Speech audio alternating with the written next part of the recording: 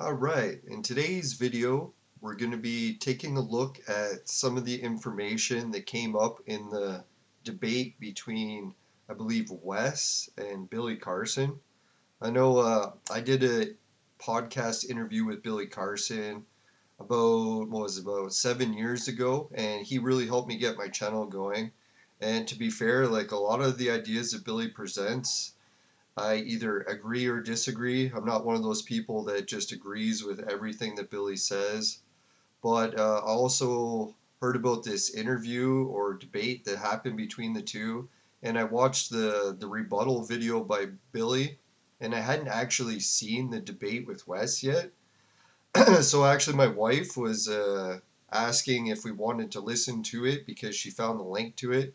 And to be fair to Billy, I wasn't really going to listen to it because I know that he had stated that he doesn't approve of Wes using the video, and that's one of the reasons why he's asked him to take it down. Not necessarily because he lost a debate, but I figured hypothetically, let's just say that Billy did lose a debate, and Wes has asked for people to check to see if what he said is true as well, not just take his or Billy's word on it. And personally, like, what was I gonna say? Like, I'm no scholar, and everything I'm gonna say in this video is not intended to be slander, but I am almost 50 years old, and I have seen a lot of people that tried to make a living off bashing the work of other people that become popular. And one that comes up in retrospect, like this is not my first rodeo that I've seen this happen. And one of the examples I can give that's happened in the past is when Zachariah Sitchin became really popular. You started to get to see these different websites popping up all over the internet, people attacking the work of Zachariah Sitchin. And one of my favorite websites that attacked him was called, what was it, sitchiniswrong.com, I believe, by a pretty sure Dr. Michael Heiser. And this is a long time ago, so forgive me, I'm not the greatest at remembering everything flawlessly either. Even I've got my own fair share of health problems and a big surgery coming up, but yeah, I can't use that as an excuse for this video. Not that Billy was using his as an excuse, but he literally had the IV thing on his arm still, the bandage. So I don't know. Like I figured I'll just try to take a honest opinion here, not to give a quotations for honest, but yeah, and see what I think. Does Wes actually defeat Billy if this is a legitimate argument, like a debate? So I watched a good chunk, or I don't know, maybe half or part of the video with my wife, and I just took a little few notes down as we went to see if Billy's saying anything and if Wes saying anything and how both sides actually check out. So I noticed a lot of different channels have all either taken one side or the other, like attacking Billy or supporting Billy or vice versa with Wes. Or no, I hadn't really seen any videos attacking Wes yet or checking to see if his information was correct. I shouldn't say attacking.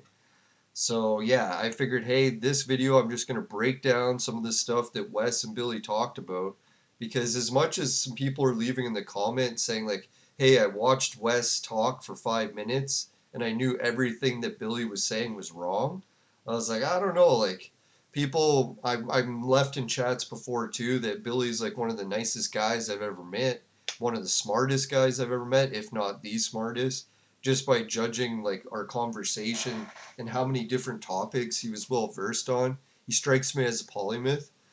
But in this interview, like, let's just let's cover Billy's side of the story first, and then we'll get into more of the West thing.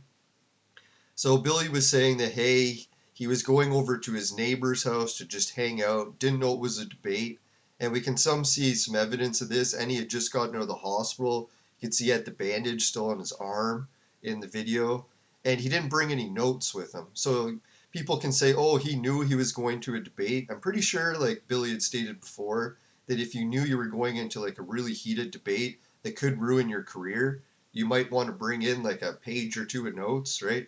Like I think Billy would probably have had like a giant textbook, all these different like pointers highlighted so he could talk about this. And a lot of this stuff is like really confusing. Like I've never looked into the Barbarous and the Syndicus or whatever Cyanide Bible stuff much before, because me and Billy talked about the Secret Space program and a little bit on Forbidden Knowledge in our previous show, and it was 7 years ago, so I had to watch it again just to remember a lot of what we talked about. So I'm gonna try to be as fair and impartial here as I can. Billy was saying that the debate itself seemed a little bit fishy because he just went over to his neighbor's house to hang out. Next thing he knows, he's in the middle of what he thought was a podcast, and it turned into a debate, and he didn't have any notes, and he's in a clouded state of mind from almost dying from pneumonia, so he did the best he could. And to be fair to Billy, from what I've looked through so far, we'll get into it more in the show, for being in that much of a state, I think to the most part he was actually right for like 90 however some percent of it. We're going to go over it here. So let's see. No, and I just wanted to say too, when it came to Michael Heiser and his book about bashing other people's work like Sitchin, I ended up buying all of Sitchin's books, looking up to see if what Heiser was saying about Sitchin was correct. And to paraphrase, not to try to bash anyone or slander them, but I think Heiser pointed out that a common theory that you hear, that people say that Sitchin was just making stuff up, or that he was a translator and he was translating stuff wrong, and then he never left any sources for any of his material. So after I got a hold, like I don't know, maybe some of the Sitchin books aren't as in depth, like the editions are as adept as others. But what I got was like the big box set, and I started opening it and looking at it, and then I listened to different what is it, Zachariah Sitchin interviews on Coast to Coast AM back when he was still alive. God rest his soul. And yeah, and I found out that Sitchin was never actually a translator. What he was doing was taking translations from other people's work, like scholars, combining it all into one big story, and then listing all the sources for everything that he wrote right underneath it. So I was like, oh my God, it seems a little bit weird that people are jumping on the side of this Sitchin is wrong idea when a lot of it was just like not even remotely true. So I was kind of surprised that like Michael Heiser has like really a smart, intelligent guy. I don't know if he had different copies of the Sitchin books or what happened, but from what I gathered, a lot of the accusations made against Sitchin were just not adding up. And I think we even still hear some of those accusations to this day, which I'm kind of surprised that no one's making these claims and just gets the book and checks to see if what they're saying is really even true. Oh, God bless you. No, it's just my wife sneezing in the other room.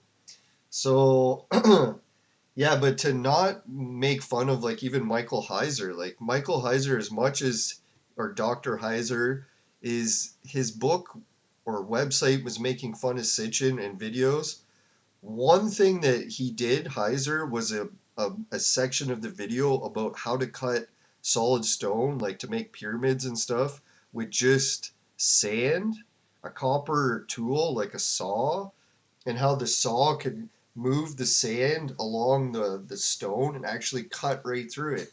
So you didn't actually need diamonds or these lasers or drill bits or aliens or any of that thing.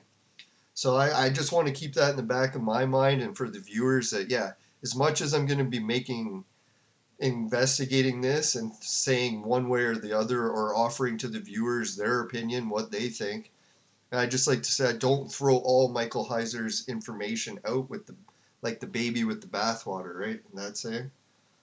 So let's see. So I guess first now we'll jump into the interview. And yeah, just to clarify what Billy said about the whole hospital situation, it almost reminds me as like if you invited someone over to your house and they just woke up from like say surgery, so they just recently had anesthetic, and then you're sitting there with like a notebook with like a whole list of hundreds of facts, and then you start grilling the person who just woke up from surgery and asking them like what they can remember clearly. It's like, I don't know, to me that seems like a weird situation, but we'll just, for the benefit of the doubt, for Wes in this video, we're going to say that Billy was in like a clear state of mind and this was a legitimate debate, and let's check to see who won the debate, and if all the facts actually add up. Now, to me, the whole reason I was a little suspicious right off the bat is Wes kind of has like this opinion that because he's a scholar and that he researches the Bible, or that he's from Toronto, Canada, that somehow he's all knowing, and like anything that's written in a text, he has it memorized exactly where it came from. But I'm pretty sure that like he is sitting in this debate with like a big pile of notes and he's ready to go. And Billy's just sitting there, oh, I just got out of the hospital, right? But yeah, so that whole situation aside, let's look at where we're going with this. So I think that the interview, like, not to, I know Billy didn't want this interview out, so if he wants me to take this video down, just let me know and I will. I do contact him every once in, well, every 7 years. So I did have a brief conversation just on my Facebook wall, not direct. But yeah, if he wants me to take this down, just let me know. I'm not the type of person. Like, that was the one thing Wes and them were arguing about, is that he's getting the cease and desist to take down this video because he lost a debate. But from Billy's side of the argument, he's saying it doesn't matter who won or lost the debate. He just doesn't want to give approval for this to be used online for like profit or whatever other reasons, for propping up your own website or whatever you're going to do, or your YouTube channel. He's like, no, you can't use my likeness for this. So I know that's a pretty like cordial thing. Like when I did podcast, you noticed in my series that there's a few episodes missing from like Magi Show 1, Magi Show 2, Magi Show 3, then I'll go to like Magi Show 7 or whatever. Occasionally people, for whatever reasons it is, like privacy, one person pointed out that they were having trouble getting booked at conferences because a person that was doing the conferences didn't like my work. So if they were associated with my being on my podcast, they couldn't do conferences. So I'm like, well, okay, well, if you want it down, just ask. Like, I'm not going to be the type of person like, I'm going to use this no matter what. And even if you say not to, I'm just going to leave it online.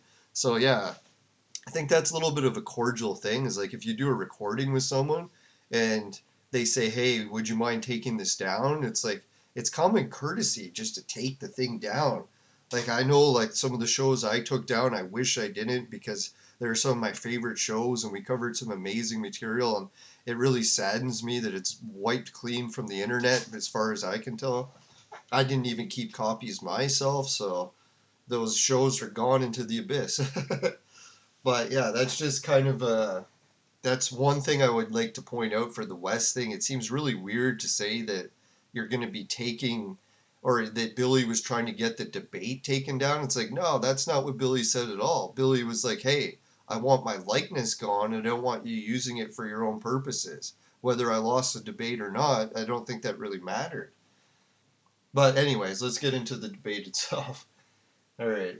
Oh, and actually, I was originally grew up near Toronto, so that I know Toronto. Not to make fun of it, I have some family and friends that still live there. But the Toronto, if people don't know from overseas or wherever you're from, Toronto is kind of like the know-it-all place of Canada, sort of like the California of the United States, where you get a lot of people that live there and like my way or the highway. Because I live in Toronto, I'm all knowing, and our population is bigger, so therefore what I say is like written in stone. So I noticed I kind of got that vibe a little bit from Wes, and not to make fun of Wes, a lot of people in Toronto are like that. Not to make fun of Toronto. So I don't know if anyone's not familiar with Toronto, but that's a little bit of the background for that one. All right, so Billy starts off by saying, well, I guess there was maybe some other stuff that was in there. I think the version we were watching of Wes's interview is actually edited a little bit, so I don't know where really everything began or ended or what. But from what I gather, it was mostly intact, just by judging by the voices and stuff, and where you could hear cuts and breaks. So anyway, so Billy starts, from what I saw, by saying that the Sinai Bible can contain stories of Jesus not being crucified. And I think the moderator was like talking a little bit how he was wondering that as well.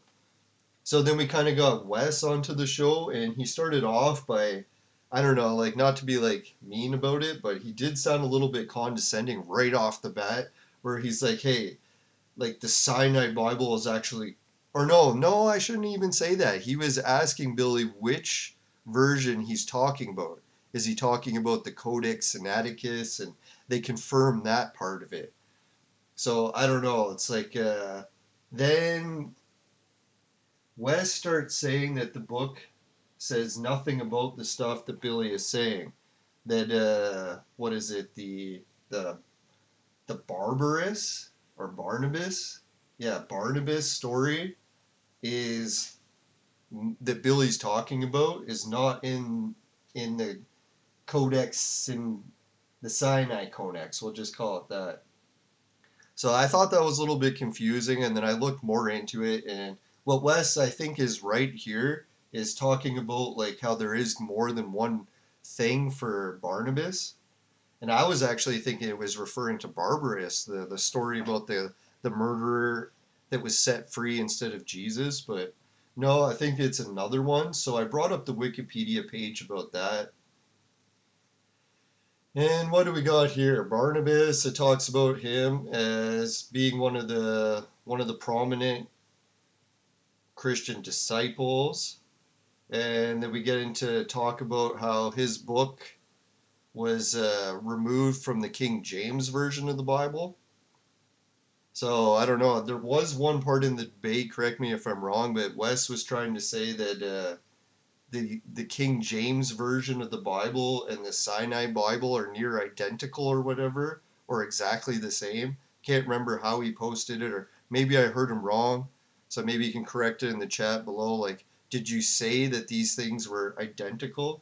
Because that was one of the first things I looked up to see if Wes was actually correct about debunking this Billy statement. So when I looked it up and I found out, it says here, yeah, that one of the major differences between the two is, yeah, that these books are missing. So let's go here. The difference. Yeah, so it says here from AI. Hopefully this AI source is good. Now, people can correct it if it's not. No, the King James Bible does not include any books by Barnabas, but there are other works associated with him. The Epistle of Barnabas and the Gospel of Barnabas. So I was happy, like just like Michael Heiser, Wes did point out some things here that these are two different things according to some people. But that's the one part that kind of rubbed me the wrong way is when Wes starts putting his foot down saying, my version of the Bible is the only version. I'm a translator or whatever he was going on, or a scholar, biblical scholar, so that he knows exactly which is right and which is wrong. And the problem with that, I don't know if anyone's been to different churches before. Like I live in Canada, so I have the privilege of going to all these different denominations or splits of Christianity and Roman Catholics and Lutheran and God, I've lost track about how many different churches I've been to. And one thing I noticed is each one of them always has that same idea that our way is the highway, and if you don't believe it, you got to take the highway. You're out of here, sort of thing. So it's kind of like a little bit condescending to all the other versions. And as soon as I started like growing up in that atmosphere, I knew that when there's like a biblical scholar telling you their version is the only version, it's like, oh, here we go again, right? Like your version's the only version, but and then just to be credit to Billy, like a lot of things came up where people are like, "Oh, Billy is making all this up. No one else has ever recorded it before."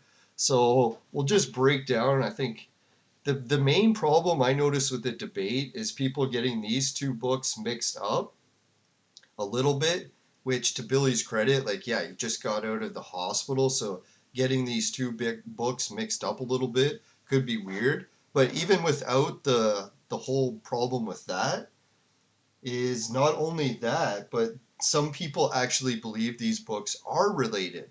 So this idea that my way is the highway, these things are not related at all. So, just for some evidence of that, we'll bring up William Staub. He's a member of the Church of Jesus Christ of Latter-day Saints, 1959 to present, 5 years ago. So, thanks, William. And he's posting that the epistles, letters are written by Barnabas, and the gospel is the doctrine or laws Barnabas wrote in those letters. So some people think they're connected and other people don't. So this idea that Billy somehow invented the idea that they were connected, well, unless Billy was, oh, here's a, I should have picked a different name quote because William is another name for Billy, which that came up in the debate as well. But another person's YouTube channel. I think how Billy refers to him as one of the other defendants, but so yeah, that's there's other people, not just Billy, but also William, and I bet you many more that will argue about that. So Billy's not like the first person who ever came up with this idea that these things are somehow connected. And just like to go into the Wikipedia versions for evidence, like I know Wikipedia can be changed by anyone, but it is also the most peer-reviewed source we have to go by, and maybe the most impartial. I know I shouldn't say that for Wikipedia because not always, but right. So just to clarify who this Barnabas guy is, and I think like the other William points out, they are referring to the same Barnabas, and yeah, it's got some information about why the Syriac Bibles and other ones included his books and why some didn't. Some people point out that the Barnabas stuff was a little bit anti-Jewish, so that was one of the reasons why they might have taken it out. Not sure. And if we scroll right down past how he died and his sacrifice and all that stuff, other sources that talk about him, we got a whole section about alleged writings. So it does talk about like the different the ones we're talking about, the epistles and the gospels. So even the Wikipedia shows how that some people do see some connections between these two. Unless Billy went onto Wikipedia and wrote this, I doubt he did, but yeah, there are like some people that think they are and some people that they aren't. So I give credit to Wes that he's very like steadfast in his belief that these things are nowhere near connected and all that. But the other problem you come into too is like when it comes to like the who wrote it and when sort of thing, that's always debated as well. That's the thing that kind of rubbed me the wrong way when Wes is saying, "Oh, I know this is true and I know that's true," and like I personally, if it was me, I'd be saying it might be true or I believe it to be true, rather than trying to put your foot down as some sort of authority on what's true in the Bible and what isn't. Like, that seems a little bit far fetched to me. I don't know. A lot of people have really bought into the idea of like that Wes's view is correct, and or maybe for whatever reasons.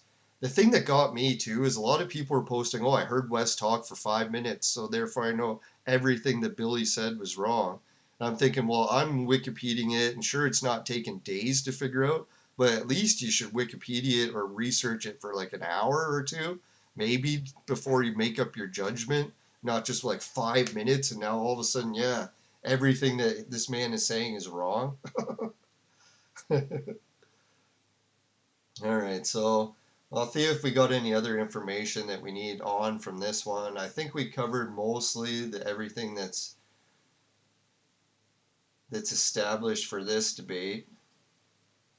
All right, so we covered the Syndicus. Okay, so this is where the Billy debate comes up, where Billy starts saying that the Sinai Bible says that Jesus has not been crucified, and then Wes was pointing out that yeah, the Sinai Bible does not say that, but technically the Sinai Bible actually does include where is it here? If you go down, it says that the contents of the Sinai Bible does include the Barnabas stuff. So right then and there, we're like, well, wait a minute. Was Billy saying that the Barnabas stuff is in the Sinai Bible, and it is? But then Wes's point of view, he'll say that, oh, it has the epistles of Barnabas and doesn't mention any of the other stuff. But then, as other people pointed out, well, the epistle letters are written by him, and the gospel doctrine is wrote in those letters. And is that only supported by the Church of Latter-day Saints? Well, we'll check that out as well. Oh, and it was kind of neat too how they were talking about how it's like the oldest version.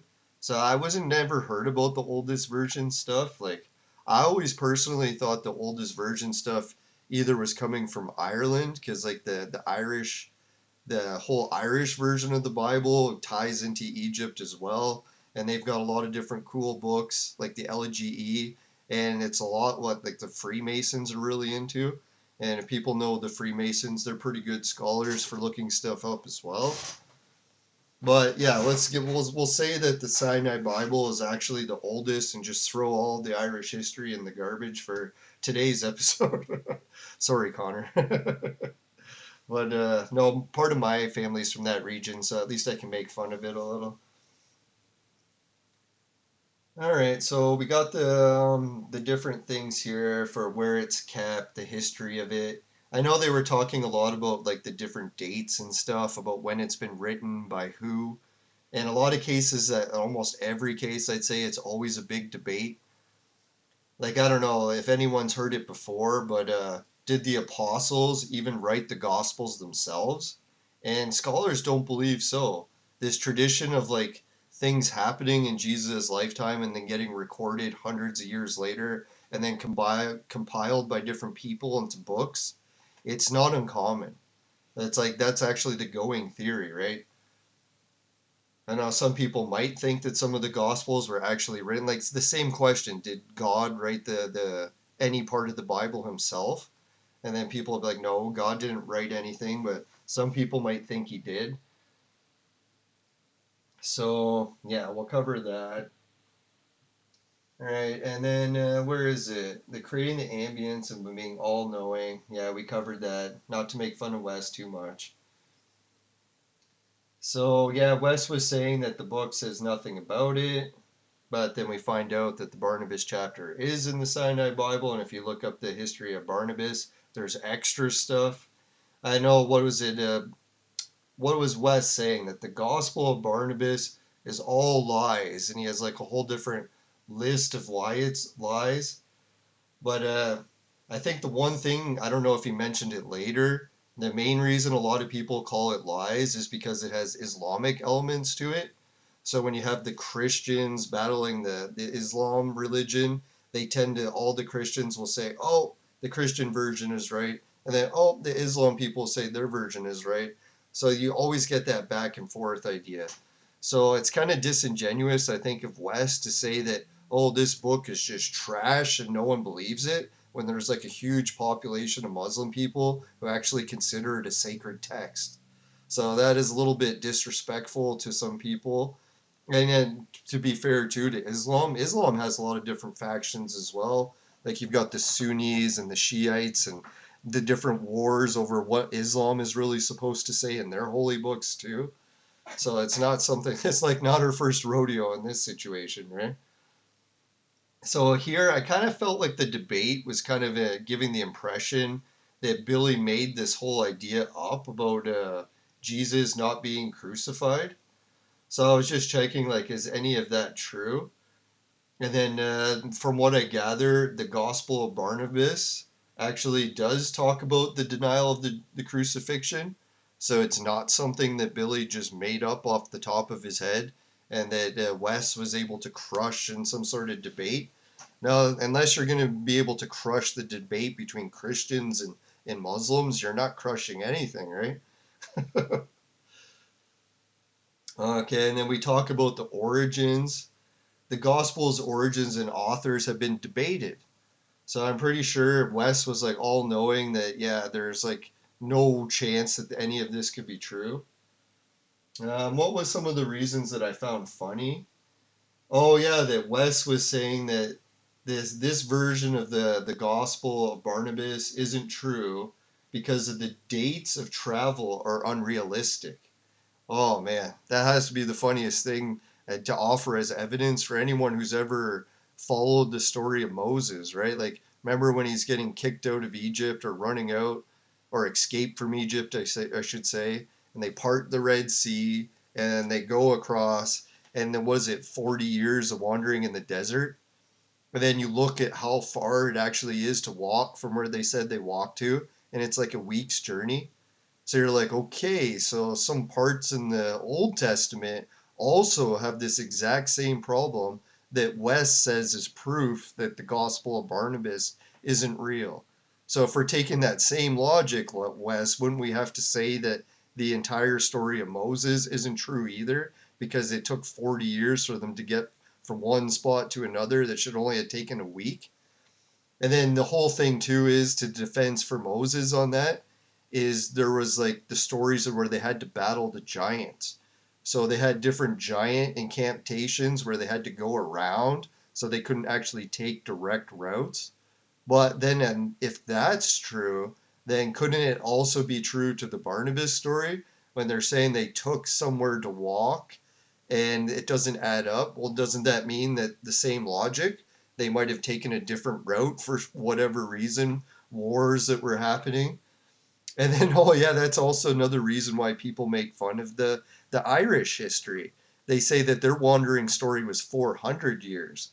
So where they had to wander all the way from Egypt all the way up to Ireland because everywhere they went, there was people trying to kill the people of Magog or the redheads, right? I don't know. There's a long history of trying to wipe out all the red-haired people. If anyone's looked into the history of Europe, how many different times like each area has changed places.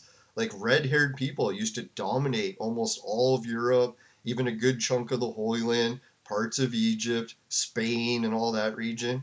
So like even into Africa and stuff. So we're like, holy crap! Like not all the way into Africa, obviously, but for the northern tip, or at least. And then those red-haired people had some problems where they had the paganist traditions and they ended up getting wiped out almost to like to the point of wiped out completely, where the only people that survived had to wander off to Ireland.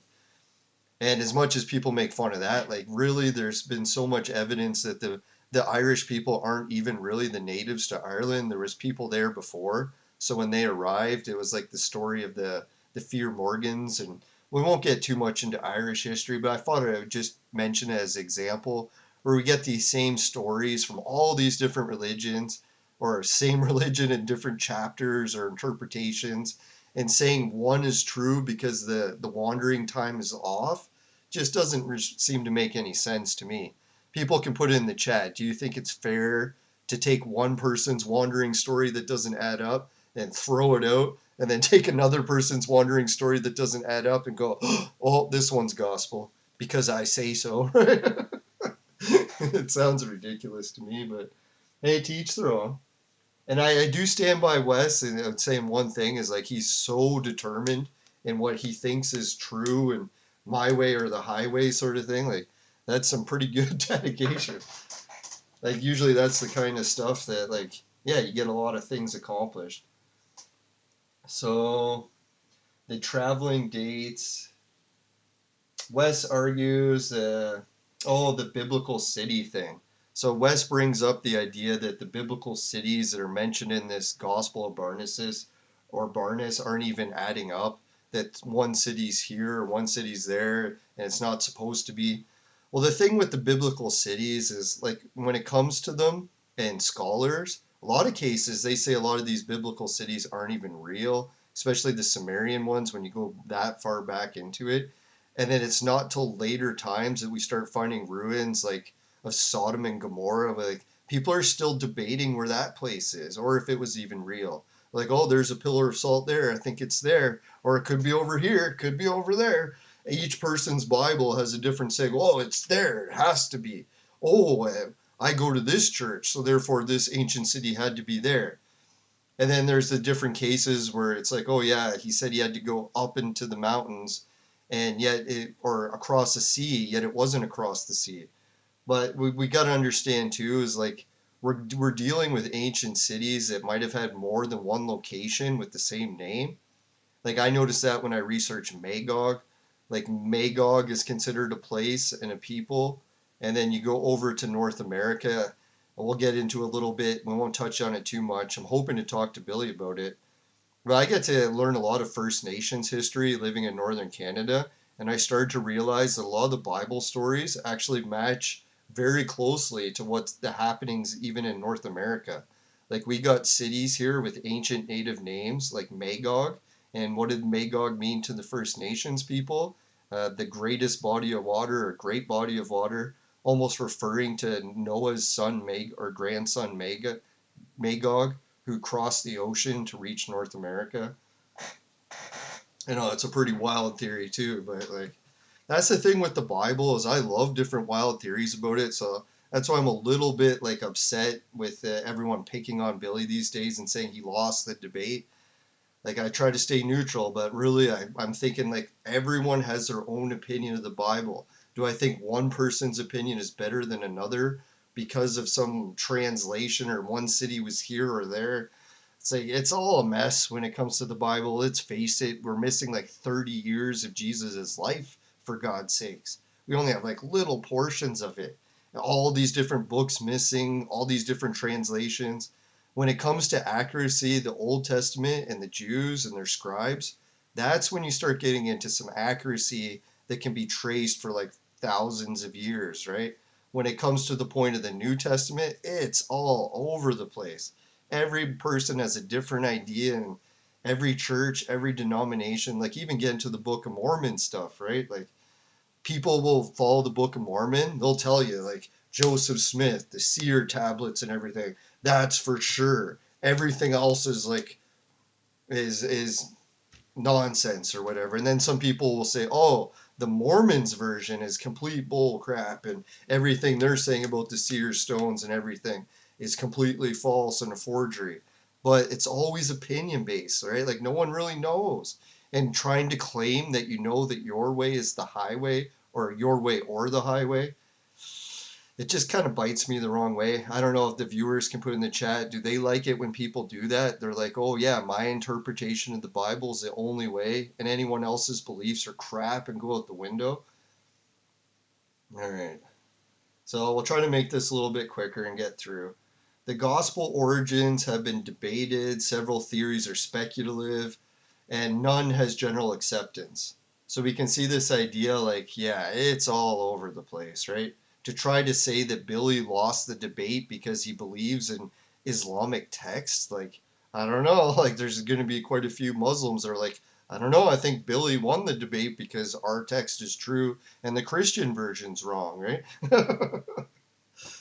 I try to put like the wearing people's shoes, see what it's like from their point of view, right? Like, isn't that what we're supposed to do in life? All right, so the transfiguration of Jesus and Muhammad, they talk about that in this book and the different theories. Like one of the theories that I like, that I don't know how many different sources I have for it, but when you talk about like the crucifixion and what it was supposed to be for, right? Like it was a sacrifice and it was to replace all the animal sacrifices. And you think to yourself, where did these animal sacrifices come from? We can look at the pagan tradition. And who was doing the pagan tradition? The Magi. Who were the Magi? The three guys that came and taught Jesus almost everything he knew right off the bat, especially about the whole sacrifice thing that his life was going to be for. So, yeah, what does it say? That there was an ox and that it had to be sacrificed in order to reach heaven? So, yeah, there's like a whole bunch of this wild stuff, and whose version is true? Oh boy, it could be a whole like I guess a whole lifetime people debate that, right? All right, so I'll go over my notes quick and see if there's anything else I wanted to say. Oh yeah, that Wes was saying the Sinai Bible is identical to the King James version. It's clearly not. There's lots of differences. I don't know. Maybe he didn't say that. If he wants to put it in the chat. And let's see, where do we got that? Oh, here it is. So the Sinai Bible is not only not the same, but there's like a whole list of things that are different, like the omitted passages, the Lord's Prayer. I don't know if anyone's gone to different denominations of churches here in Canada. Every church has a different version of the Lord's Prayer. Slight differences, some of them. Other ones have major differences. The word choices. Yeah, it talks about how the Sinai Bible has the Barnabas stuff and the King James one doesn't. So there's a big difference right there. So thanks to AI for that one. All right, so we covered the part where Billy said that Jesus not being crucified, that Billy did not make that up. It is from a Barnabas text. The Barnabas text can be traced back to the Sinai Bible, either, well, as Wes pointed out, indirectly, but to say it has no connection, I think is a little bit disingenuous, to say the least. Um, okay, let's see the King James Version. We covered that. Wes says the Bible says nothing, or the Sinai Bible says nothing about not being crucified. Oh yeah, that's where we're getting to too. Is we talked about the Magi and what was the Magi's job in the Bible? They weren't always the good guys, right? The Magi are also referred to as the bad guys. I found that out a bit when I was researching the name for my show, and they were often like mislead people. Like when it comes to what was it? I think it was Darius the Great, one of the Persian kings or whatever. He pointed out that the one person or the people that kept destroying his kingdom was always some sort of scams put forward by the Magi. So they were always like very skeptical of when the Magi were coming along and what they were doing. Oh, even the Irish history talks about how the keepers of heaven or the Magi that were doing this sacrifice ritual, they had to stop as many people from reaching heaven as they could because it was just overpacked. And it's kind of a weird thing, but yeah, Irish history tells all these different stories about how when people got to heaven, there was like a test to get in because they didn't want to let everyone in who was getting there. They're like, oh, it's too many of this people, too many of that people, and then you almost had to prove your worth by saying you're like, I may be the best plumber, I may be the best hunter, I may be the best artist, and all those things combined make me better than someone else in heaven who's just a good hunter or who's just a good singer. So when we talk about the crucifixion and having all this debate about whether or not people really are like, did Jesus sacrifice work? Are we getting to heaven?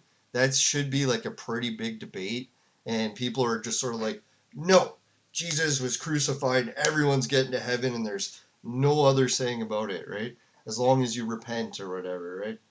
So I kind of hope that's true. Like, yeah, that'd be great and all, but when you get to the different texts and even what the whole idea of what the Magi did, like getting someone to say, hey, we don't need to do the normal ritual that works. This guy named Jesus is here to replace it, and there's no real evidence that it's ever worked since he's been here.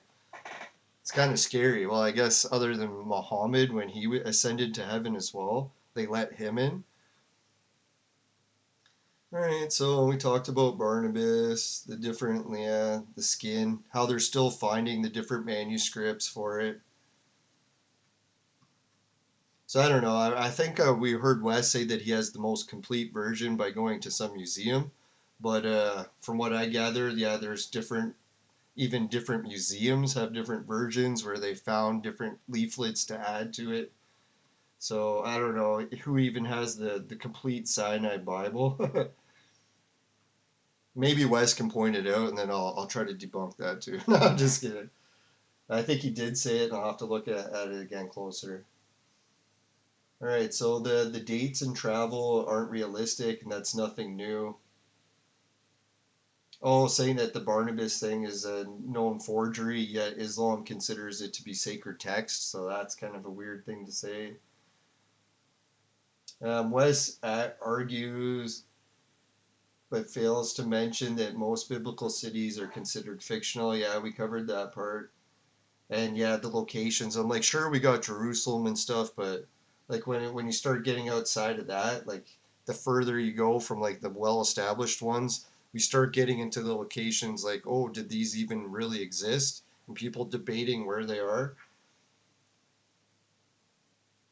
Um, yeah, and then we talked about the idea too, like the idea that you got different. Where is it? Thousands old. Oh yeah, the idea that around the like later on, like what is it, 500 or 600 AD or whatever it is, you start getting to the point where different people are compiling books together, and then all of these different source books, we don't know who they are or where they came from. We're just getting the compiled version. This happens with ancient maps a lot, like the period Reese map.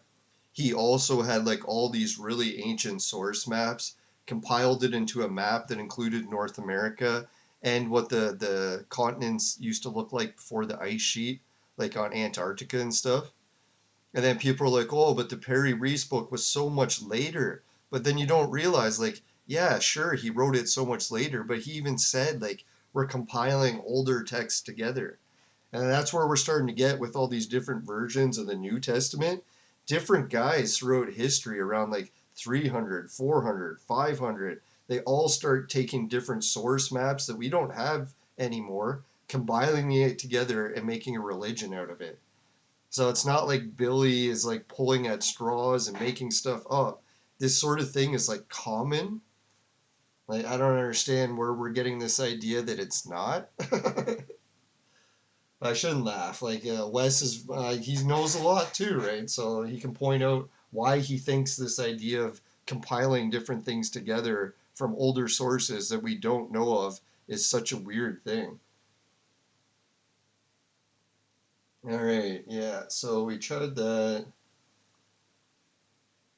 Yeah, and then what is this whole debate breaking down to, too? We're arguing about different translations from different authors that we don't even know who they are. So in a lot of cases, like even the Old Testament or the New Testament, we don't even know who wrote almost all of it, right? Like the idea that somehow you know, I wish you did and could prove it, but I don't know. From just checking a lot of this stuff, it's not really adding up for me. If anyone else thinks it's adding up, they can put it in the chat and why. Yeah, so we covered that. Yeah, a lot of these things were written at a lot later date, like hundreds of years from when they actually occurred. And yeah, compiling from many sources. And yeah, my favorite too is when we get into the Dead Sea Scrolls. I know we covered the Sinai Bible and these other ones, but I really like the Dead Sea Scrolls, especially when you get into the chapters of Noah that were taken out of the Bible. Oh man, are those some of my favorite? Like the one chapter that talks about what is it? Noah's strange birth as well. Like we know Jesus had this weird birth, but some of the books of Noah talk about how, what was it, when he was born, he used to glow, like he was born glowing. And he glowed so bright that all of the people accused Noah's mother of having an affair with an angel or a demon, and that's why their baby was glowing like that. And the other thing was is that when Noah was born, that he could already speak.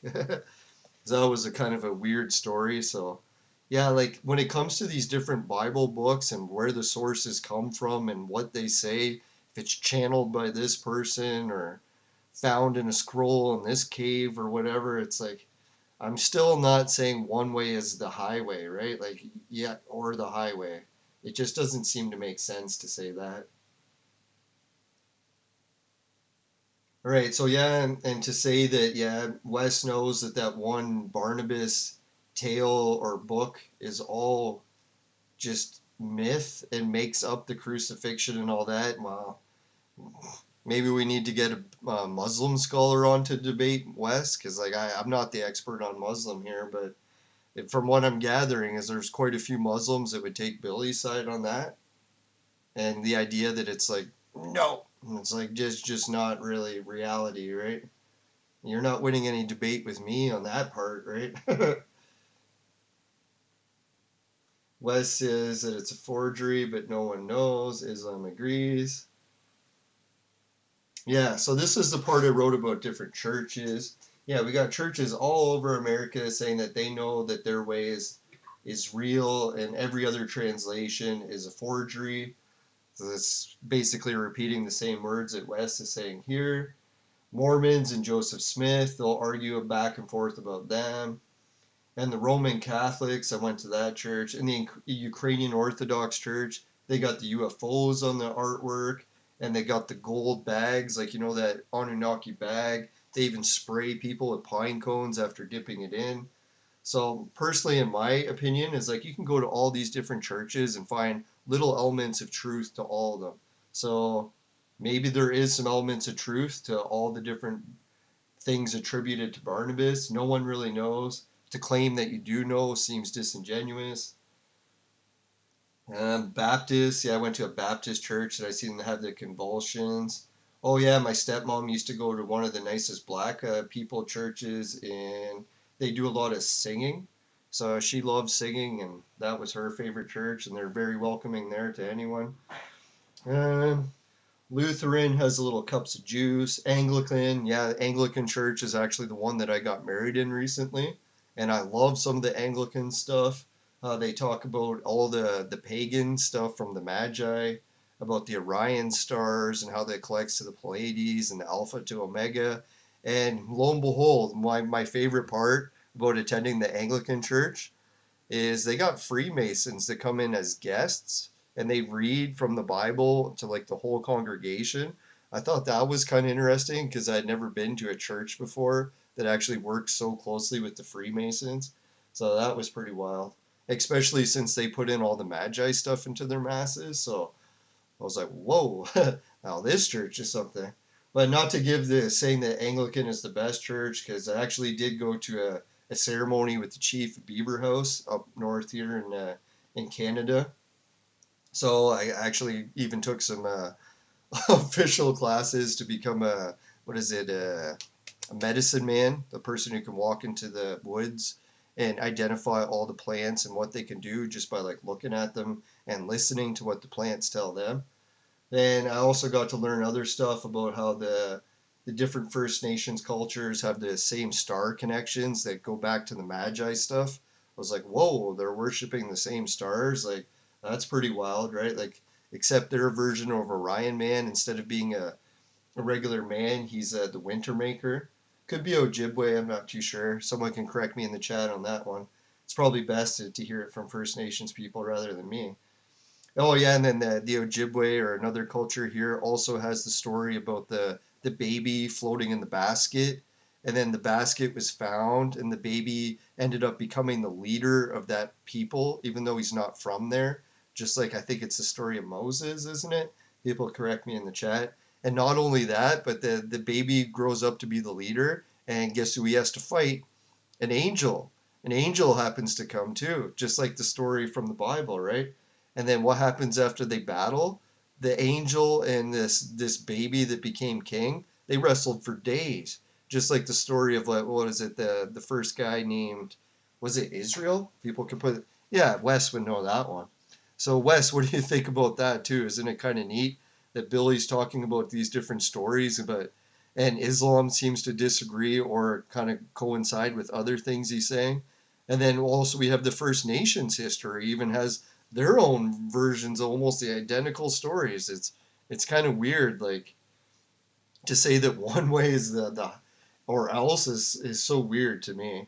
Oh yeah, and then when the battle was over between the angel, they ended up getting corn, like the plant. The grave where the angel was buried ended up growing into this corn, and the corn became like the sacred plant for those people. I still love it today. Oh yeah, and then what else was it? Oh, and then another YouTuber, I think his name's Jacob or Jacob, or he talks about the story of giant sacrifices and the giant stories. People make fun of them from the Bible, but yeah, they're in cultures all over the world. The idea that giants didn't exist is kind of laughable to me. Well, let's get back to the Wes and Billy stuff. So I think the debate almost kind of broke down to Wes saying that Billy invented the idea that Jesus wasn't crucified, that he like just made it up from thin air or some sort of fake text that's all forgeries. And I don't think that's true when you ask different people's opinions. Maybe Wes's opinion, but as far as different cultures go and stuff, I don't think they would say the same thing. Right, so yeah, and then that pretty much wraps up everything I wanted to talk to about Wes. And some of the other things that came up in the different Billy debates, I figured I'd answer some of those as well in case people are wondering. Yeah, because some channels accuse Billy about bragging about his wealth and saying that's not a very Christian thing to do or whatever. But they also failed to mention that different accusations were made that Billy was like stealing pennies from charities that weren't even raising hardly any money at all, and yet accusing him of taking it. So that's kind of where you get down the road of Billy like saying, why the heck would I be stealing like pennies from a charity when I have an elevator or while I'm living in a mansion or something, right? So that kind of adds the full context, sort of explaining why Billy didn't want this interview or debate to be released, and they like cut into little segments to make it sound like he's saying stuff completely out of context. So that's the one about, yeah, about Billy's wealth. And then the critics saying that they knew Wes was right after like hearing him talk for 5 minutes. But yeah, it took me more like 30 minutes to look up all this stuff, at least maybe an hour.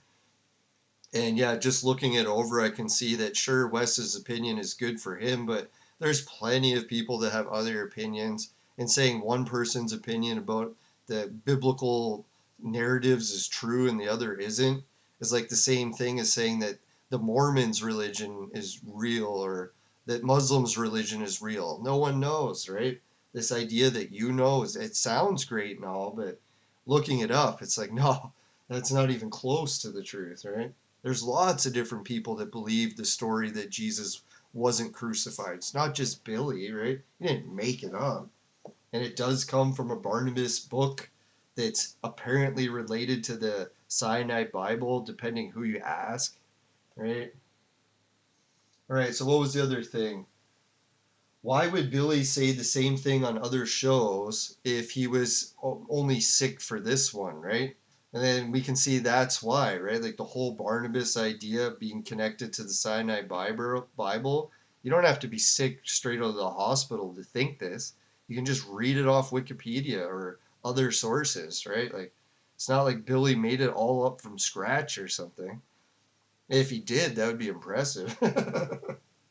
All right, so, oh yeah, why did Billy go to deliver a letter late at night if he's such a nice guy and all this? And then I think Billy cleared it up that he went to his neighbor's house and a friend that he had just give really expensive NBA tickets to. So you kind of feel like, hey, like I hang out with this guy a fair bit. I can pretty much go to his house at any time. Oh, and then what's the other thing? Oh yeah, and the other reason too is the cease and desist letter. It was warned that if you release this stuff, he would bring the cease and desist letter right away. And what time did they release the video? I'm not sure by my standards, but Billy was saying that hey, they released this thing late at night, so that's why he had to deliver it late at night. Sort of see the chain? If they would have delivered, he would have delivered it in the afternoon. If they would have released the video in the afternoon, right? You don't wait to deliver something like that, right? Oh, and then the idea of like, why would you go to someone's house so late at night? Well, if he's living in a gated community with a bunch of rich guys, I don't know if you guys know this, but like in most cases, rich people, they can have different schedules, like staying up all night because they're not working the traditional 9 to 5. So if you live next to like a millionaire, you might go visit him a lot later. And do I agree with everything Billy says? No, I don't agree with lots of things Billy says, but usually in those situations, it's opinion based stuff. So I'm not going to drill him about it because it's like, yeah, he's entitled to his own opinion. Everyone can have their own religions. It doesn't bother me as long as it doesn't hurt anyone, right? And is anyone entitled to their belief with some church forcing their opinions? Like, yeah, should Wes be able to force his opinion about what it is for what the Bible says? All right, so thanks everyone. Sorry, I try to keep this under an hour. I think I just did, but yeah, thanks a million, Wes. And I'm actually going to be traveling down south, so if you want me to come into your studio and talk about more about this, I know you want to get Billy, but I'm pretty sure he's pretty busy, and I don't really have any official connections to Billy where I'm speaking for him or something. It's just my opinions on the matter, and yeah, and if you're right, so be it. Like But from what I gather here, people can put it in the debate below or in my chat and say, do you think it was disingenuous or not? Do you think, or whatever your opinion is, let me know. So if people want to like, sub, and share, really appreciate it. Take care. Bye for now, everyone. Have a good one.